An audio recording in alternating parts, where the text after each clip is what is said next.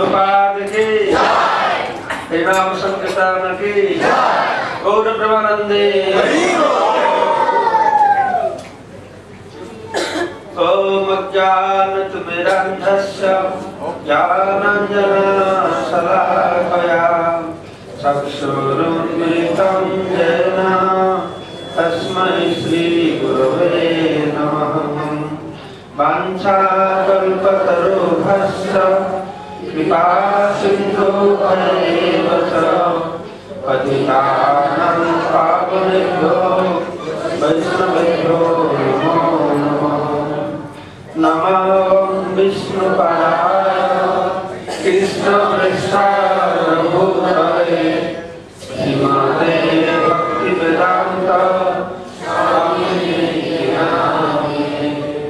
नमस्ते सरस्वती देवे गौरवाणी प्रचारिणे निर्विशेष शून्यवादी जय श्री कृष्ण चैतन्य प्रभु नित्यानंद श्री अद्वैत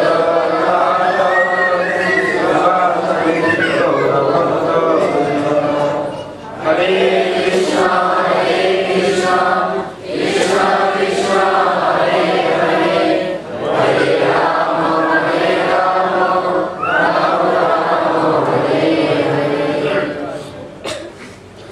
मुखं करोति वाचालं पंगुलं भयत्गिरिं यत्कृपातमहं वन्दे परमानन्दमाधवं श्रीगुरुदिनशरणं श्रीचैतन्येश्वरं नमो विष्णुपदाय कृष्णपृष्ठाय भूतले श्रीमते जयप्रकाश। তখন আপনারা শ্রীমান নন্দমোহন ব্রহ্মচারী শ্রীমুখ থেকে পাওয়ার অফ অ্যাসোসিয়েশন মানে সঙ্গের প্রভাব শক্তি সম্পর্কে শ্রবণ করলেন। আসলে আমাদের জীবনে আমরা কিসের সঙ্গ করছি সেটা অত্যন্ত প্রাধান্যপূর্ণ। আমাদের ভবিষ্যতে নির্ভর করে আমরা কি প্রকার মানুষের সঙ্গ করি। গতকালকে প্রবচনে বলছিলাম যে কিভাবে আমাদের জীবনের যে লক্ষ্য সেই লক্ষ্যটি হাসিল করতে হলে আমাদেরকে বিভিন্ন স্তর দিয়ে উত্তীর্ণ হতে হবে। আমাদের জীবনের লক্ষ্য কি সবাই একসাথে বলবেন যারা জানে জীবনের লক্ষ্য কি? কৃষ্ণ প্রেম। সেই কৃষ্ণ প্রেম লাভ করা সেই স্তরে পৌঁছানো অত সহজ নয়। কৃষ্ণ প্রেম স্তরে পৌঁছানো পড়াশোনা করে পরীক্ষা পাস করা ইন্টারভিউ দিয়ে চাকরি পাওয়া আর রাজনীতি করে প্রাইম মিনিস্টার হওয়ার মতন নয়। সম্পূর্ণ একটা আলাদা জিনিস যেটা শুধু কয়েক বছর ব্যাপার নয়, সারা জীবন নয় কয়েক জীবনও লাগতে পারে। কৃষ্ণ প্রেম কালকে আমরা এর উপরে কিছু আলোকপাত করেছিলাম যে আমরা সবাই কামে অভিভূত রয়েছে। কাম, ওই কামকে দূর করে শুদ্ধ কৃষ্ণ প্রেম সেখানে স্থাপন করতে হবে। সেজন্য আমাদের গোস্বামীরা তার সুন্দর উপায় দিয়েছেন আমরা নিজের চেতনাকে শুদ্ধ কৃষ্ণ প্রেম স্তরে কিভাবে উত্তীর্ণ করতে পারি। এই একটা বৈজ্ঞানিক প্রণালী। এটা যথেচার ভাবে আমরা সেই স্তরে পৌঁছতে পারি না। তার উপায় রয়েছে, তার পদ্ধতি রয়েছে, তার ভিন্ন ভিন্ন স্তর রয়েছে। এই স্তর দিয়ে আমরা গেলে এই উন্নত কৃষ্ণ প্রেম স্তরে পৌঁছাতে পারি। তো শ্রীল রূপ গোস্বামী ভক্তি সম্বন্ধে শুনতে বলছেন যে এই প্রেম স্তরে পৌঁছাতে হলে সর্বপ্রথম কি দরকার? আদৌ শ্রদ্ধা। শ্রদ্ধা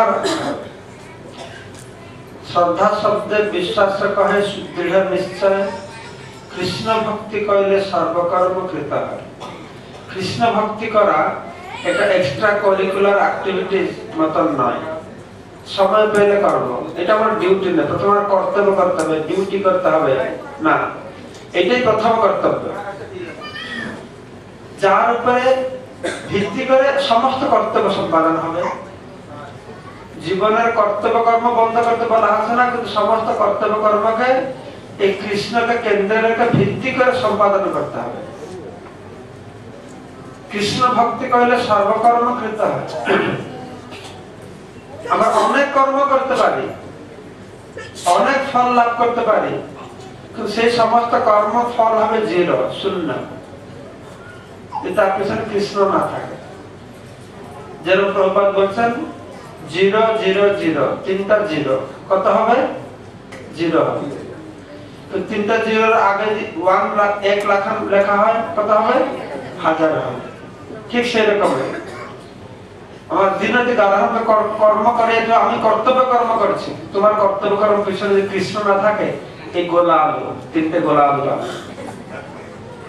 সমস্ত কর্ম যদি কৃষ্ণকে রাখা হবে তাহলে পূর্ণ ফল পাবে। এইটা হলো কথা। কৃষ্ণ ভক্তি করলে এই দৃঢ় বিশ্বাস, বলে শ্রদ্ধা, ভাব বিশ্বাস। এই শ্রদ্ধা আছে, আপনারা এসেছেন। এই শ্রদ্ধা দুই প্রকারের, কোমল শ্রদ্ধা, দৃঢ় শ্রদ্ধা। আমাদের প্রাথমিক অবস্থা আমাদের শ্রদ্ধা খুব কোমল, খুব নরম। এখানে এসে ভালো লাগছে, হ্যাঁ এটা করবো সেটা করবো, আর অন্য কাউকে বাজে অন্য কাছে সেটা করবো, যেখানে সেখানে শ্রদ্ধা পরিবর্তন হচ্ছে, কোমল শ্রদ্ধা। প্রথমে ভালো লাগছে, আমার আসছি, শ্রদ্ধা নরম তো, তাই শ্রদ্ধা কখন কমে যায়। কিন্তু কৃষ্ণ ভক্তি করতে করতে শ্রদ্ধাকে আরো দৃঢ় করতে হবে ভগবান প্রতি। যে আদৌ শ্রদ্ধা, ভগবত প্রেমের প্রথম সোপান হচ্ছে শ্রদ্ধা। এই শ্রদ্ধা থেকে আমরা কি পাবো না? সাধু সঙ্গ। যে সঙ্গের সম্পর্কে আজকে আলোচনা করা হলো, সাধু সঙ্গ, সাধু সঙ্গ সর্বশাস্ত্র কয়। লবে মাত্র সাধু সঙ্গ সর্বসিদ্ধি হয়, কি করে সম্ভব? এটা এক মুহূর্ত সাধু সঙ্গের সর্বসিদ্ধি হবে। সাধু সঙ্গ হচ্ছে জীবনের অত্যন্ত তাৎপর্যপূর্ণ বিষয় একটি। আমরা যখন দেখি কেউ ভালো ঘর বাড়ি করছে, ভালো চাকরি পেয়ে গেল, ভালো মেয়ে বিয়ে করলো, ওকে ওর খুব সৌভাগ্যবান ব্যক্তি, ওর ভাগ্য খুলে গেছে, দেখো কত কি করছে, ঘর বাড়ি। এই সৌভাগ্যের নিদর্শন নয়।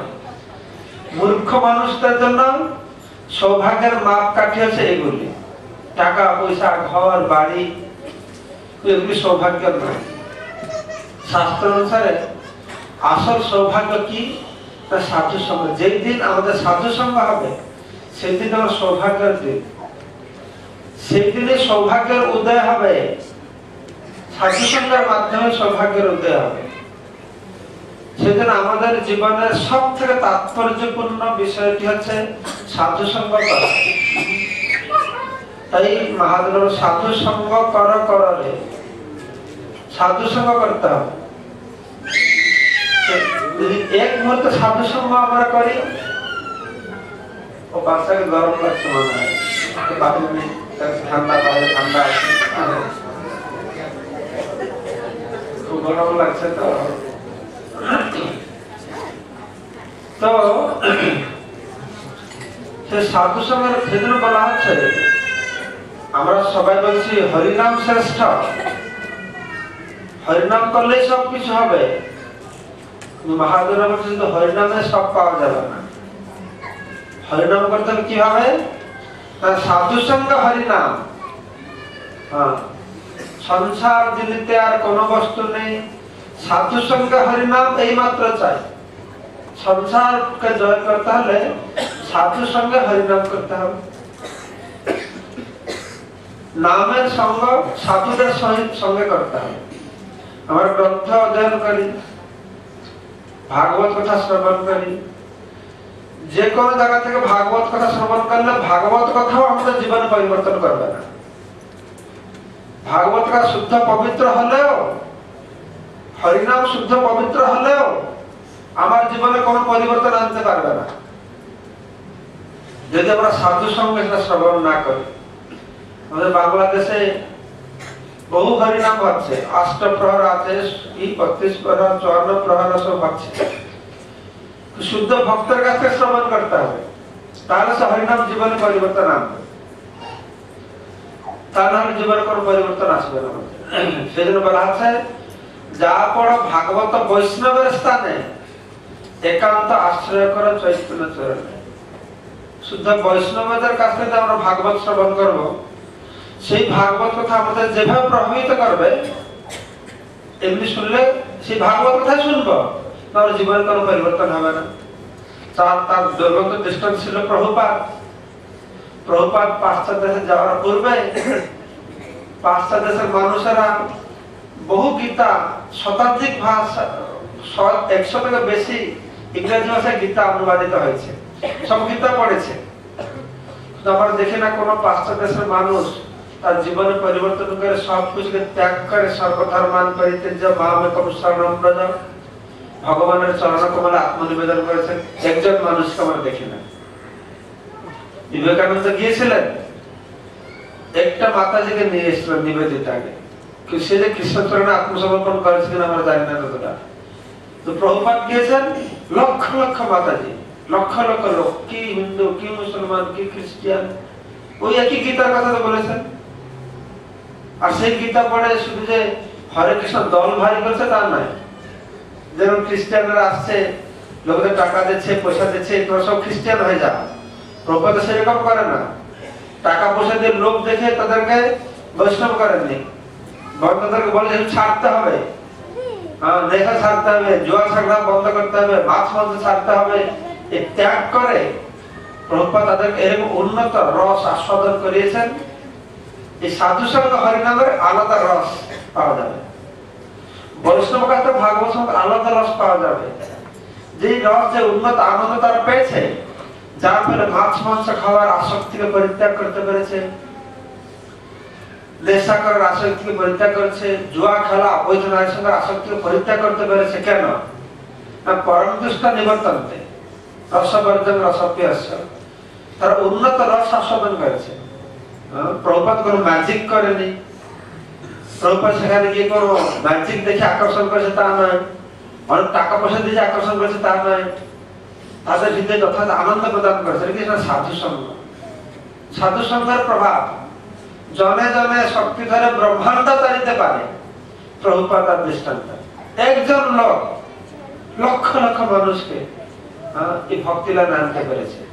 কি না সঙ্গ, সাধু সঙ্গ। সাধু সঙ্গ সর্বশাস্ত্র কয়, লবে মাত্র সাধু সঙ্গে সর্বসিদ্ধি হয়। তাই জীবনের প্রতিটি মুহূর্তে আমাদের সাধু সঙ্গের প্রতি প্রাধান্য দিতে হবে। তাই পুরাণ থেকে একটা ব্যাখ্যা দেব আপনাদের কাছে, যে কি এক মুহূর্ত সাধু সঙ্গ জীবনে মহান সিদ্ধি আনতে পারে। বর্ণনা করা আছে, অম্বরীশ মহারাজের একটা ভাই ছিল, প্রঘোষ তার নাম। তো খুব দুষ্ট চরিত্র ছিল, সমস্ত কুকর্ম করে, কোন ভক্তি ধারে পাশে আসে না, মদ মাংস বেশ্যা সঙ্গ সবসময় করতে থাকে।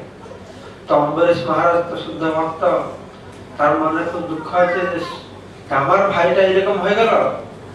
একদিন নারদ মুনিকে ডেকে বলছেন, যে নারদ মুনি আপনি সবাইকে প্রচার করে ভক্ত করছেন, তো আমার ভাইকে একটু ভক্ত করুন।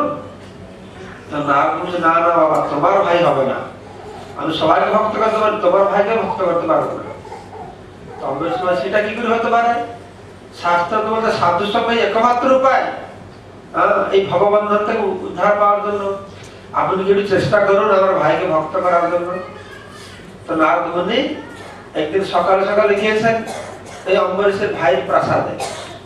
তো গিয়ে দেখছেন দরজার কাছে বিরাট বড় বাগান, ওই বাগানের চেয়ার টেবিল লাগিয়ে দিয়ে সে মাছ মাংস মদ দিয়ে বসে আছে, সব মেয়েরা তার চারপাশে ঘুরছে। তো নারদ মুনি গিয়ে পৌঁছে গেছেন দরজার কাছে।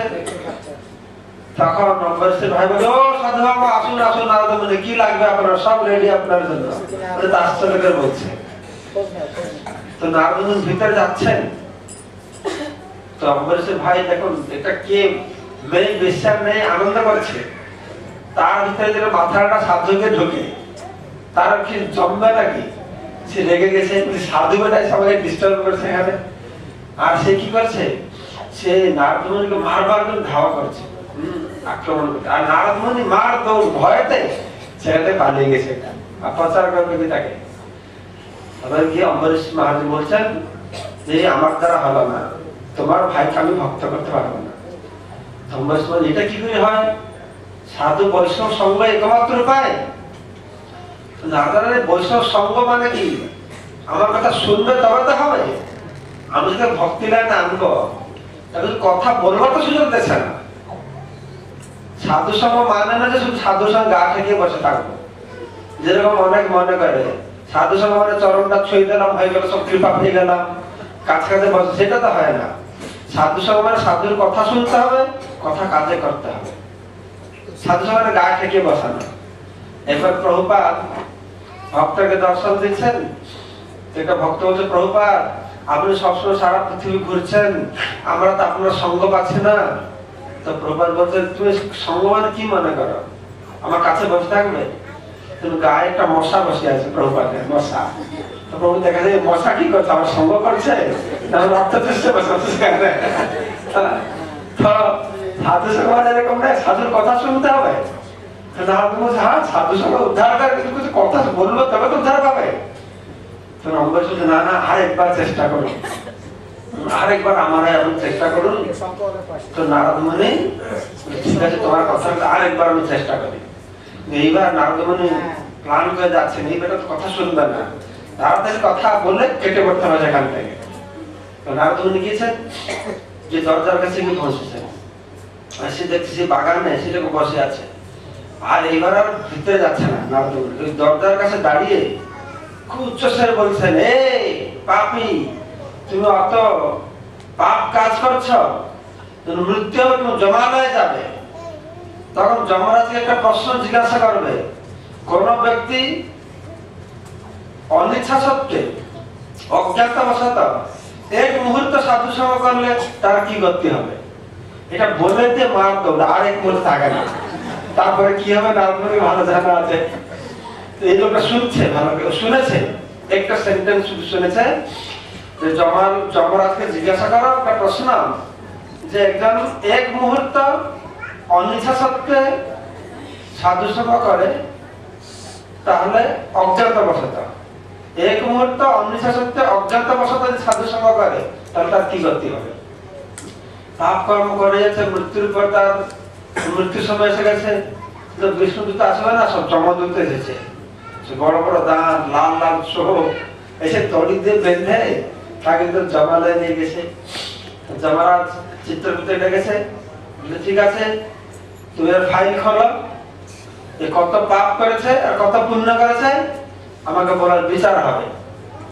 তো চিত্রগুপ্ত এই লোকের ফাইল খুলেছে, ফাইল করে দেখছে এই পুণ্যের ফাইল পুরো ফাঁকা, কিছুই নেই, কিছুই লেখাই এক ইঙ্কও পড়ে না সেখানে। আর যখন পাপের ফাইল খুলেছে ও হাত ডিস্ক পুরো ফুল হয়ে গেছে, আর কোনো ফাঁকা নেই সেখানে, অত পাপ করেছে সব বর্ণনা সেখানে আছে। আর চিত্রগুপ্ত বলছে এরকম পাপ? যমরাজ বলছে আরে পাপ, এত পাপ করেছে, এ তো নিয়ত নরক বাস হবে, একে সবসময় নরকে থাকতে হবে। তো যমরাজের দয়া হয়েছে, যমরাজ বলছে আরে তুমি তো কি আর নরকে যাবে, কোনোদিনই চন্দ্র সূর্য আর দেখবে না, একদম নিত্য নরকে বাস তোমার একদম। তো যমরাজের দয়া আছে, ঠিক আছে তুমি তো অতদিন গিয়ে নরকেই থাকবে, তোমার শেষে কোনো বাসনা টাসনা আছে যে বলো আমি পূর্ণ করবো। যেরকম আমাদের কাউকে ফাঁসি অর্ডার হয়, ফাঁসি হবে, তখন ফাঁসি পাওয়ার আগে তাকে বলতো শেষ বাসনা কি?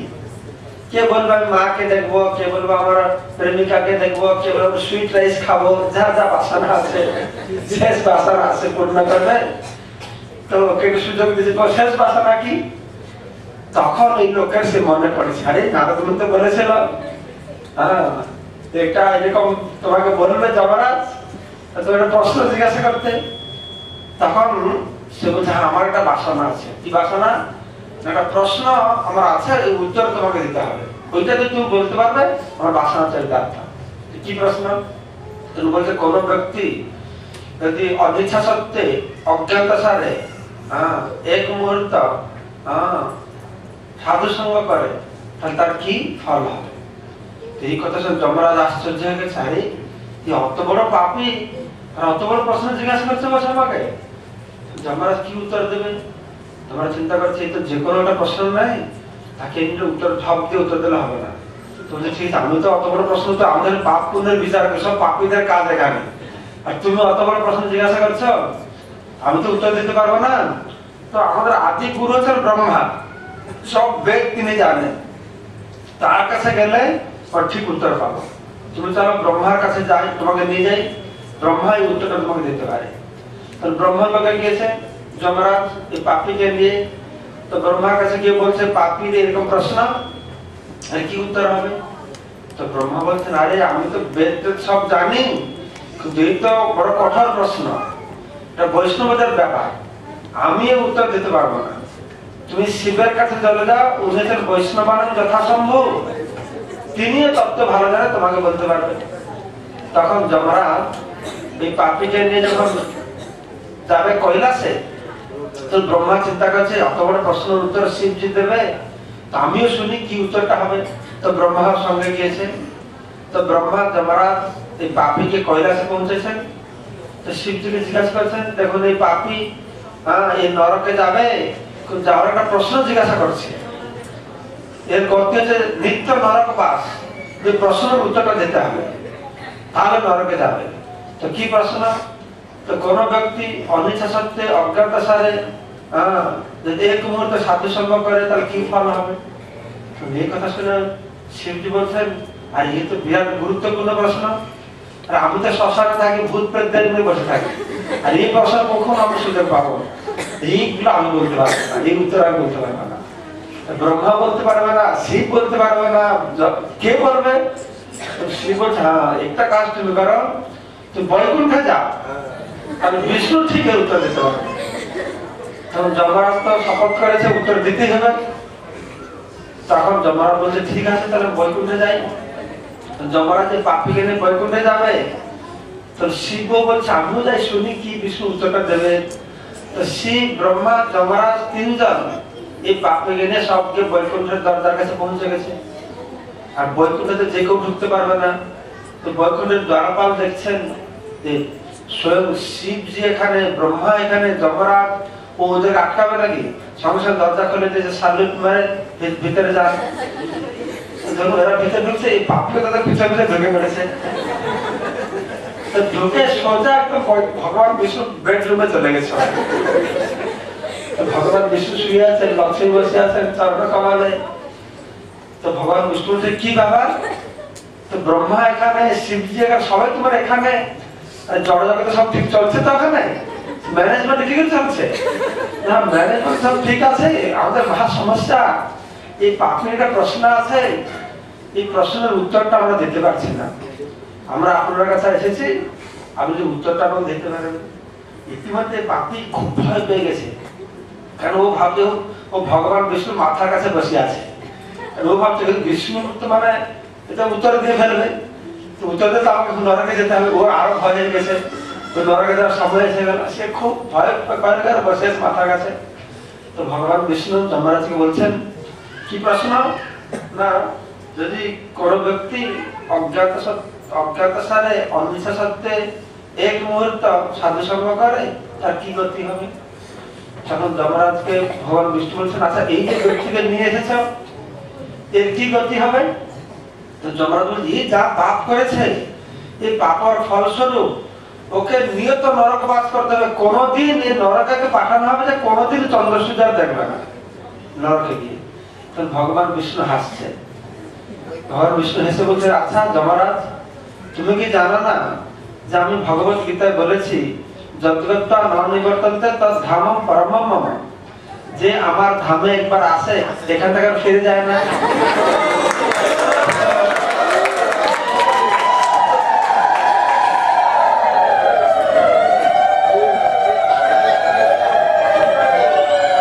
এই যে এই লোক যে অনিচ্ছা সত্ত্বে, তার ইচ্ছা নেই, অজ্ঞাত সারে অনিচ্ছা সত্ত্বে অনিচ্ছা সত্ত্বে অজ্ঞাত ভাবে এক মুহূর্তে সাধু সঙ্গ করেছে, তার ফল অত হয়েছে যে দেখো আমাদের দ্বাদশ মহাজন রয়েছে, তার 3 মহাজন তোমরা শিব ব্রহ্মা আর যমরাজ শ্মশান মানে এখানে নিয়ে এসে আমার কাছে। আর আমার এইটা গুণ আছে, এখানে একবার আসে এখান থেকে ফিরে যায় না সেখানে। তাই ও লোকটা আমার কাছে থাকবে, তোমরা 3 জন দিয়ে তোমাদের ডিউটি করো, পুরাণে সাধু সঙ্গের এইরকম মাহাত্ম,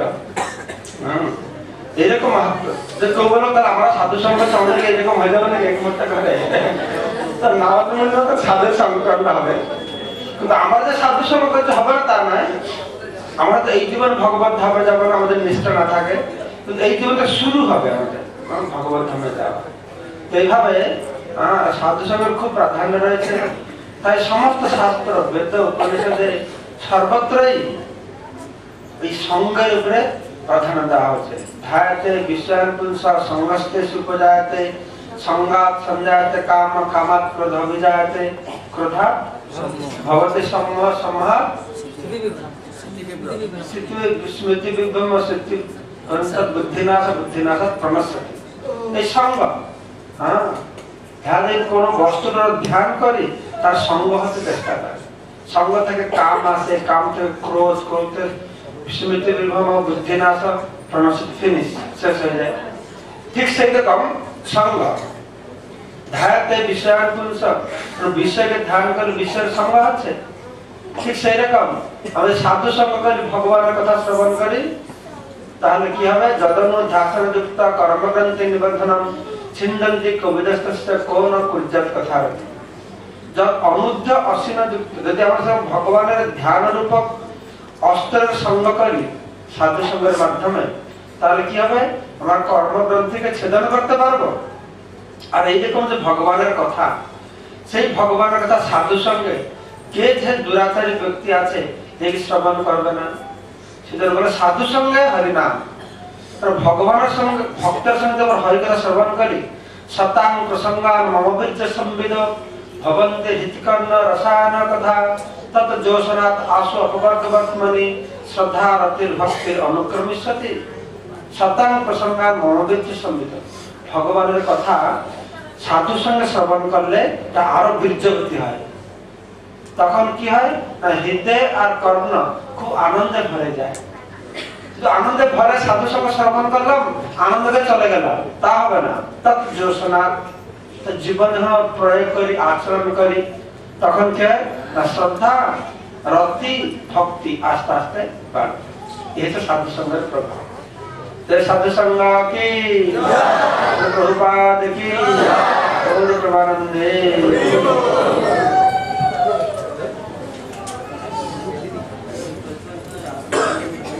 শুনে আসেন।